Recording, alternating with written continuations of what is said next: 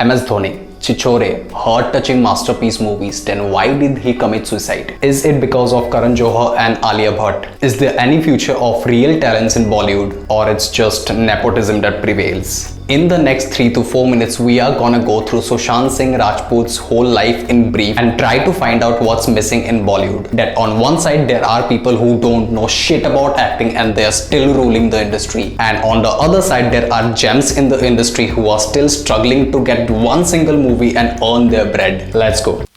Born in Patna, the capital of Bihar in the year 1986. No one knows if he was actually depressed or not, but for a boy who lost his mother at the age of 16, it must have been hard. But then, when we talk about his educational career, he was a genius in himself. Ranked 7 in the DCE entrance exam, got into Delhi Technological University and a National Olympiad winner in physics. Here, I won't talk about his success or failure in the Bollywood industry because that will just make the video longer. Sushant Singh Rajput was offered a lot of movies in the Bollywood industry, but due to some internal fights, he lost all of them one by one. Why? Because he was an outsider and he had to face a huge financial loss because of that. And whether or not Sushant committed suicide because of this, these things are to be taken a note upon. Because whether we can see it or not, Bollywood has a dark side. We will come to that 2 minutes later in this video, but before that, even if we cannot consider Sushant's case, let's talk about depression in general.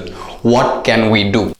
Number 1, first of all, let us understand depression. Losing out on your favorite top on Myntra is not depression. If you couldn't go out to watch the latest movie, it's not depression. That's just called being sad. Depression is a clinical and medical condition, hormonal and chemical imbalances in your brain. It lasts for several years or even a lifetime. Number 2, what to do if you are actually suffering. If it's just mild sadness, buy that top on the next sale. Watch your favorite movie the next day. Talk to your friends and parents and it will vanish in some hours or a day or two. If it's actual depression, first of all, if you are living in a country like India where depression is highly ignored, you are already in much trouble. But still, the least you can do is go to a psychiatrist. Seek professional help. Talk to your parents and your very close ones. Number 3, what to do if someone you know is suffering from depression. If you can help him out in his tough times, be a good listener. Listen to his problems. Even if you can't solve his problems, at least if you listen, it will reduce the pain to a much extent. If you can't, just ignore. But don't bully him because he is going to a psychiatrist.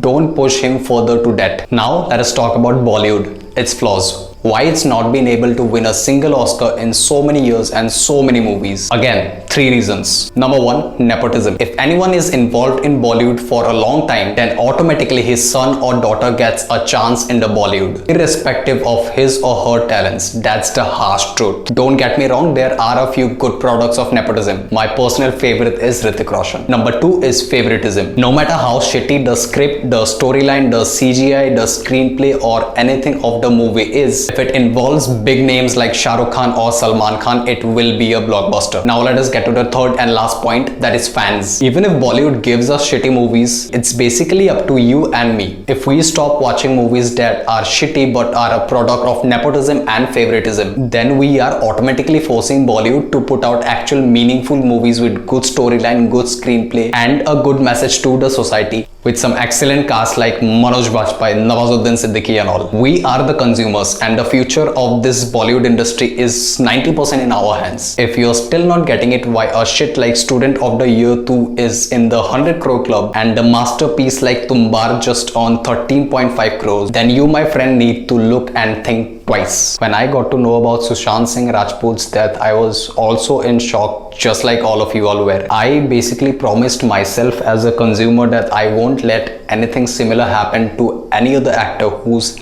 actually struggling in the industry and has some real talent. And I think it's time for you to make the same promise too. Let's make a change. Because you know, एक के करने से कुछ नहीं होता, but हर एक के करने से बहुत कुछ हो सकता है. Till the next time, goodbye from Himanshu. Thank you all.